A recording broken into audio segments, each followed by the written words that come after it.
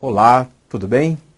Meu nome é Otávio Kalili, e nós vamos começar hoje uma disciplina importantíssima que, se é algumas certezas que nós temos em relação a provas de concurso magistério, é sobre avaliação. Todas as provas caem em avaliação, porque a avaliação é um componente fundamental, essencial, primordial do processo de ensino, da didática.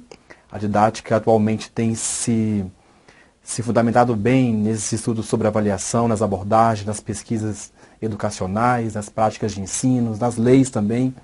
Então, a avaliação é um assunto muito permeado, muito difundido, muito discutido atualmente. Se pretende mudar todos os esforços em relação à avaliação na educação básica, tendo a avaliação como uma premissa de que ela não é algo de fim de processo, é algo que permeia todo o processo e é fundamental para a melhoria desse mesmo processo. Então, a avaliação é uma das certezas que nós temos de que cai nas provas de concurso sempre. A avaliação, todas as provas de concurso caem, de uma maneira ou de outra, mais ampliado ou menos, mas sempre cai, né? E é preciso que nós saibamos o que as últimas provas têm cobrado em relação à avaliação. Como que é o foco, qual é a abordagem que a pedagogia atual pensa sobre a avaliação. Nós temos, no mínimo, 6 autores mais clássicos que discutem avaliação e didática. O Cipriano Carlos Lucchesi, José Carlos Libânio, Saviani, nós temos Irma Passos Veiga, Benigna Maria Vilas Boas, a UNB também, a Jussara Hoffmann, Terezinha Rios, a Edith Regina Celiait, né? Foram 7. Mas todos eles têm nomes diferentes, abordagens diferentes, linhas diferentes. Não é produtivo que nós estudemos cada um desses autores para fazer prova de concurso de forma individual. Porque cada um deles tem a sua linha, tem a sua abordagem, tem os seus termos-chaves, o foco é diferente, mas todos eles trabalham numa mesma perspectiva. Falam de uma coisa que é muito parecida, que é o que a pedagogia atual pensa sobre a avaliação. Então, não é produtivo que a gente saia estudando 5, 6, 7 autores diferentes, grave os nomes que cada um dá para avaliação, os tipos que cada um diz que a avaliação pode ser, porque isso não é produtivo. Nós não vamos conseguir fazer isso e não vamos conseguir decorar, aprender todos os tipos de avaliação que cada um desses, no mínimo, 6 autores podem cair na prova, até porque nós não sabemos que autor que a prova vai privilegiar. Por isso, em relação à avaliação, é muito mais produtivo que a gente entenda o que a pedagogia atual pensa sobre esse assunto. O que a didática atual está discutindo, está abordando, está querendo implementar na teoria e na prática em relação a isso. O que as escolas, os sistemas de ensino têm dito sobre avaliação, têm falado, têm discutido sobre avaliação e têm implementado. Isso é muito mais produtivo para nós em concurso, né? Porque a gente focaliza, entendendo o conceito, você não entender o que se pensa sobre a avaliação nos últimos tempos, como é que as últimas provas têm cobrado a avaliação, qual é o conteúdo fundamental de avaliação nos concursos públicos, nos últimos, que a pedagogia atual pensa a mesma coisa, né? É muito parecido, é muito mais produtivo para nós e muito mais interessante, porque a gente não precisa estar aí decorando 5, 6, 7 autores diferentes. Muitas vezes as provas trazem um autor, você nunca leu aquele autor antes, mas como você sabe qual é o conceito de avaliação no presente, na pedagogia atual, você faz qualquer questão de prova, né? Então, nos últimos tempos, a avaliação, ela tem, o que você tem dito sobre a avaliação, o que você tem discutido sobre a avaliação, paira sobre esses três itens aqui, 3 passos da avaliação. Ver, né, que é quando você detecta, constata a avaliação, não basta você constatar, você precisa fazer alguma coisa, né? Mas antes disso você vai julgar. Julgar é um julgamento de valor. Qualquer prova de concurso que diga que nós, avaliadores, como professores, por exemplo, julgamos o que o aluno sabe, emitimos um juízo de valor sobre a aprendizagem de alguém, está certo. Parece meio estranho, porque assim, dá a ideia de autoritarismo do professor, que vai julgar o aluno, ou vai emitir um juízo de valor. Não parece muito democrático nesses últimos tempos. Mas está certo, nós professores e avaliadores, nós emitimos juízo de valor sobre o que o outro sabe ou o que o outro não sabe. nós emitimos juízo de valor, nós julgamos as suas aprendizagens. Então, a avaliação como juízo de valor é correto, nós julgamos. Nós temos essa perspectiva. Eu já vi algumas provas de concurso que trazem essa linha de que o professor julga que o aluno sabe. Por parecer meio feio, meio estranho, ele julgou o que o outro sabe, parece esquisito, parece autoritário. Mas é verdade. Nós, professores, julgamos, emitimos juízo de valor em relação ao que o outro sabe ou que o outro não sabe. Além disso, outra questão fundamental também, quando se trabalha com avaliação, nesse aspecto aqui de julgar, é que se a prova trouxer qualquer questão de concurso, trouxer algo relacionado à subjetividade presente na avaliação, também isso é muito discutido, difundido, abordado atualmente na didática. A avaliação, com certeza, ela tem um aspecto subjetivo muito forte, porque até pouco tempo atrás, até o tecnicismo, até 30 anos atrás, tinha-se uma ideia diferente sobre a avaliação, de que a avaliação, quanto mais objetiva, melhor. Quanto mais se afastar o ser humano da avaliação, melhor. Hoje não. Hoje não tem como mais você tampar o sol com a peneira. Nós sabemos que é um ser humano que avalia outro ser humano, com base na formação, em critérios subjetivos. Então a subjetividade está presente sempre, mesmo quando a questão que avalia o outro aluno, que avalia o aluno, é uma questão objetiva. Mesmo se for marcar X, por exemplo, a questão, ainda assim há um aspecto subjetivo muito forte aí. Porque houve um avaliador que escolheu a questão, que propôs o que poderia e o que não poderia ser avaliado. Ou seja, em relação à avaliação, não tem como escapar do aspecto subjetivo, porque é um ser humano que avalia outro. Qualquer questão de prova que aborde a subjetividade presente na avaliação, mesmo quando a questão de prova for objetiva, está correta. Hoje em dia se fala muito no aspecto da subjetividade no processo avaliativo. Então é muito importante que nós tiremos esse conceito arraigado tecnicista de que a avaliação não pode ser subjetiva, tem que ser objetiva, tem que ser, ou se for subjetiva, tem que tirar sempre o ser humano disso, porque não. Nós julgamos o juízo de valor de um ser humano para outro. É sempre subjetivo. Está sempre correta quando vier nessa perspectiva.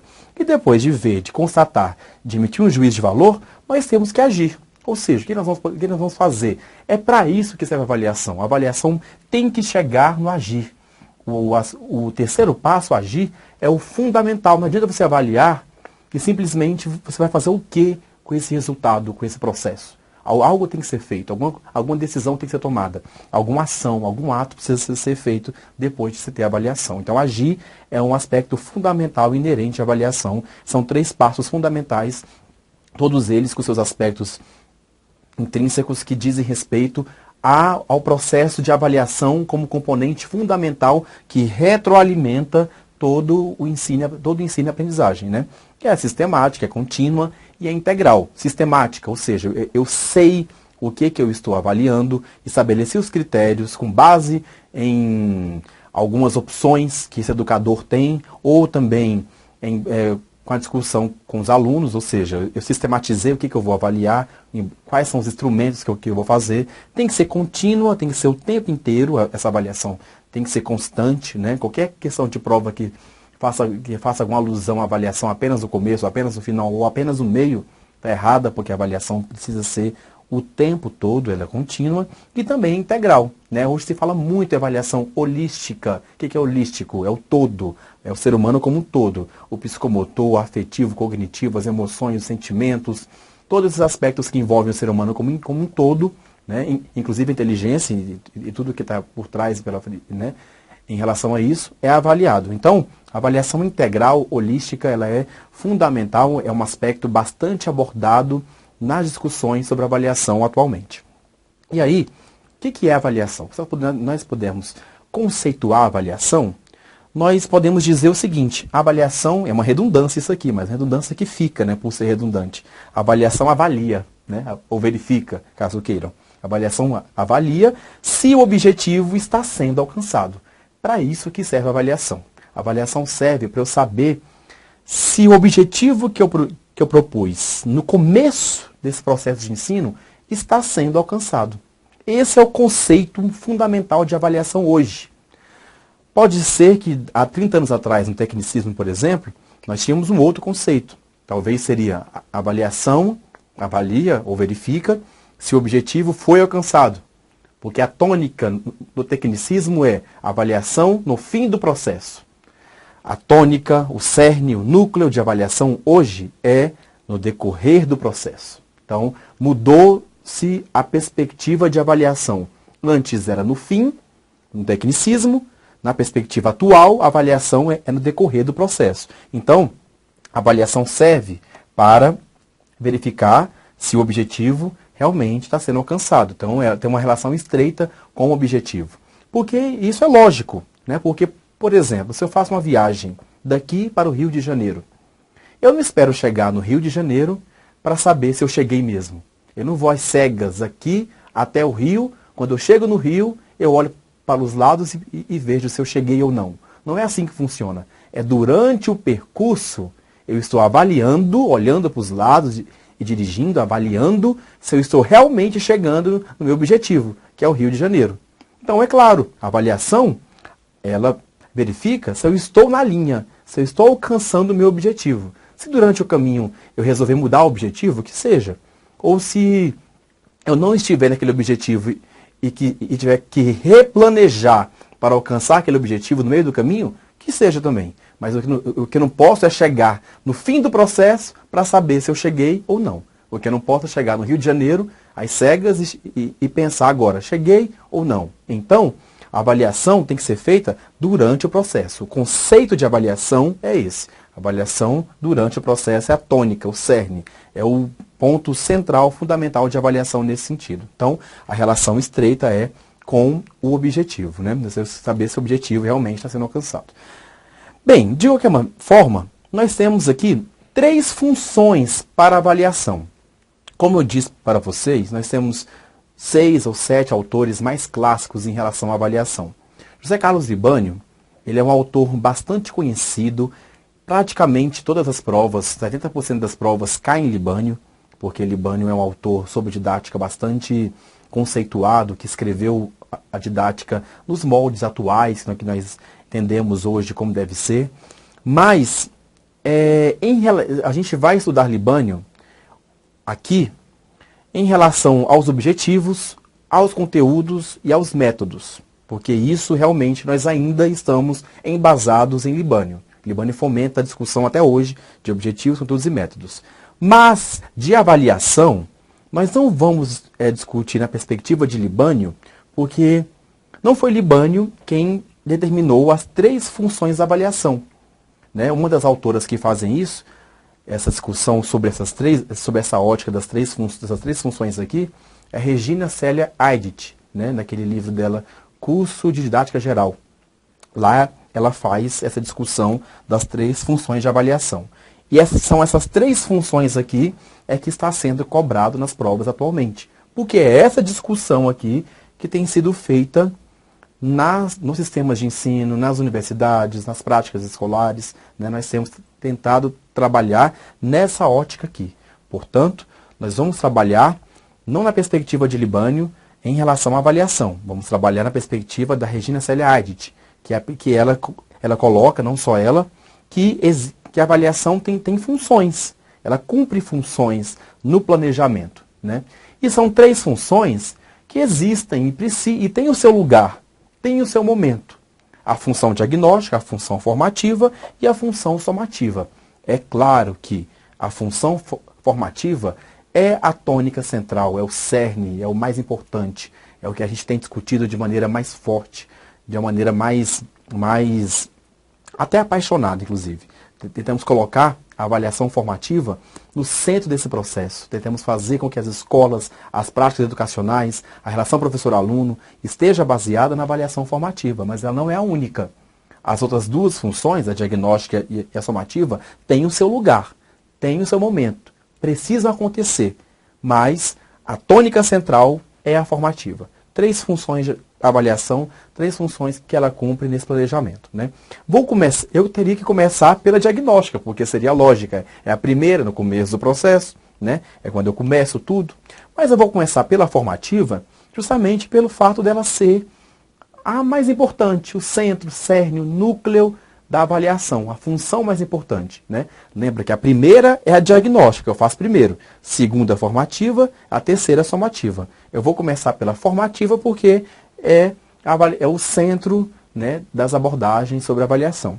A avaliação formativa, isso aqui segundo as diretrizes para avaliação aqui do DF, né? A Secretaria de Educação do DF emitiu as diretrizes, né, para a avaliação em larga escala, institucional e das aprendizagens, né? E essas diretrizes colocam o que a Secretaria de Educação pensa, o que a Secretaria de Educação quer sobre a avaliação nas escolas, né?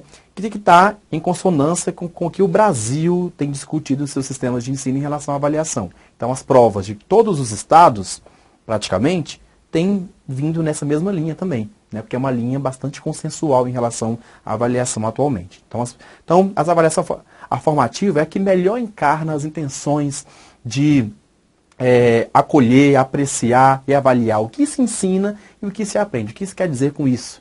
Que a avaliação, ela contempla, como o Lucchesi já colocou isso anteriormente, a avaliação incide sobre o professor que ensina e também sobre o aluno que aprende. Porque nós temos aquela ideia de que a avaliação é para o aluno, simplesmente. É uma ideia arraigada do tecnicismo, né? A avaliação não é para mim, para o professor. A avaliação é para o aluno. Eu sou professor, eu estou pronto, acabado, formado.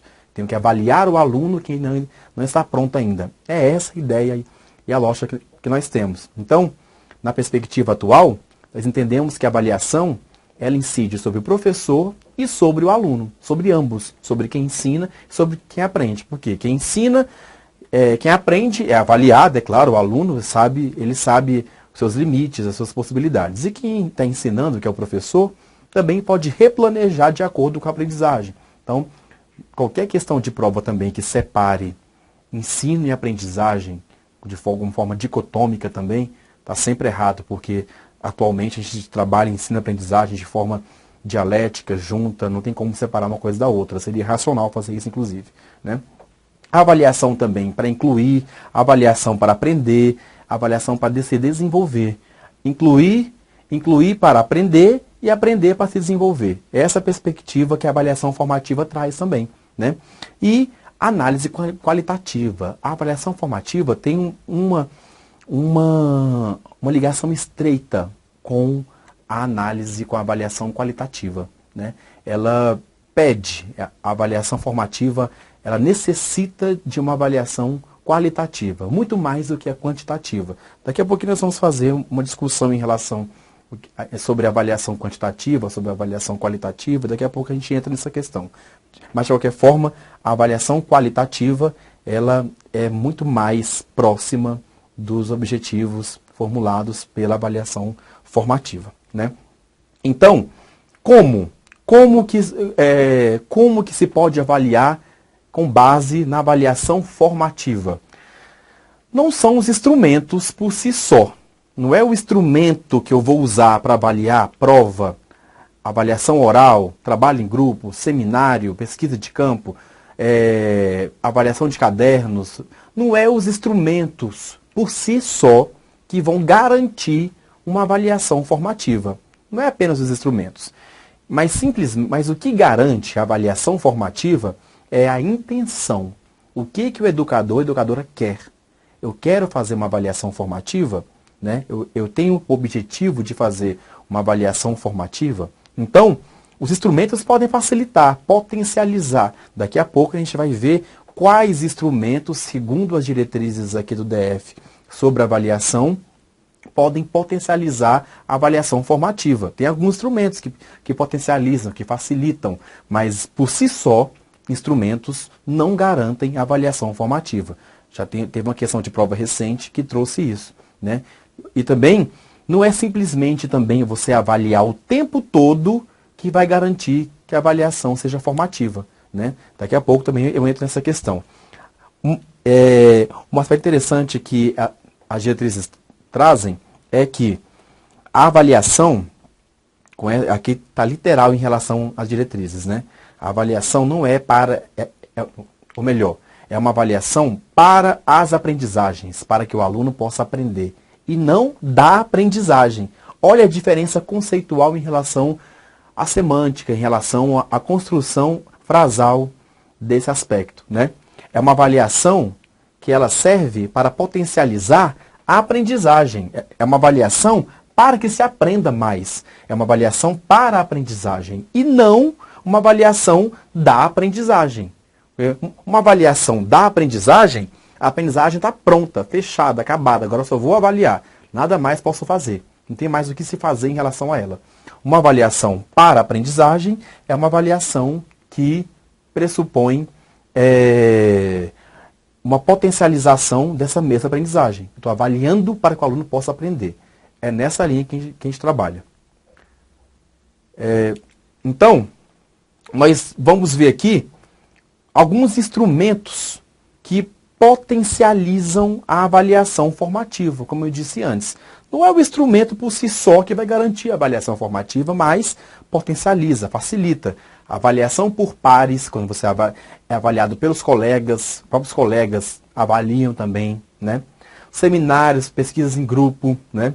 Provas sem atribuição de notas, qualquer questão de prova de concurso que traga a questão da nota como sendo algo adequado,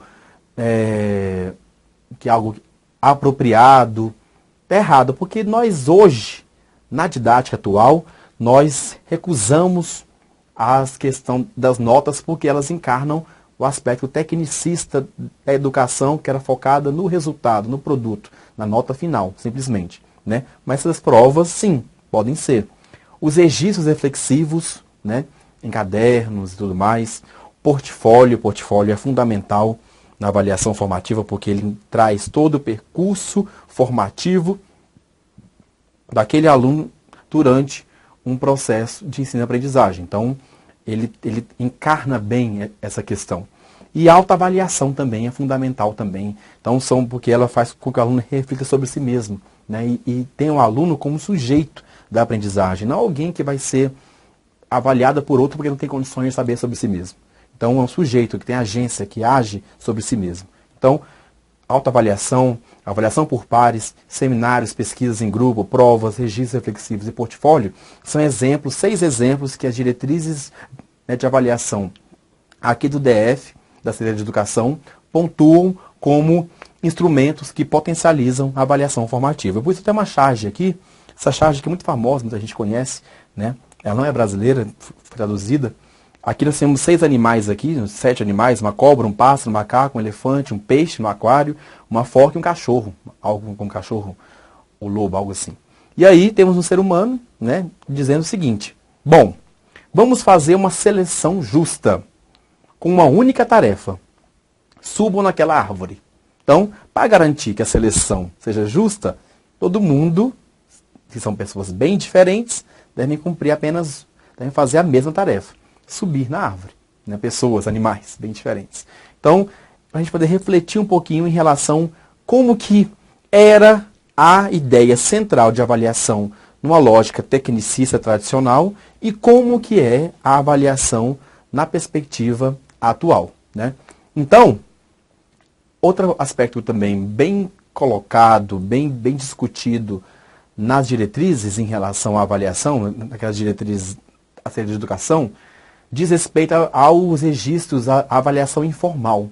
A avaliação informal, lá nas diretrizes coloca, não tem como tapar o sol com a peneira. Muitos aspectos, muitas questões, muitos momentos, nós fazemos avaliações informais o tempo todo, o tempo inteiro. Nós somos avaliados, avaliamos, os alunos avaliam entre si. Isso é normal, fundamental, isso acontece, precisa acontecer mesmo. E isso precisa ser levado em consideração também. Porque é uma avaliação que foi feita sem um controle, sem uma sistematização, mas ela existe. E ela precisa ser levada em consideração.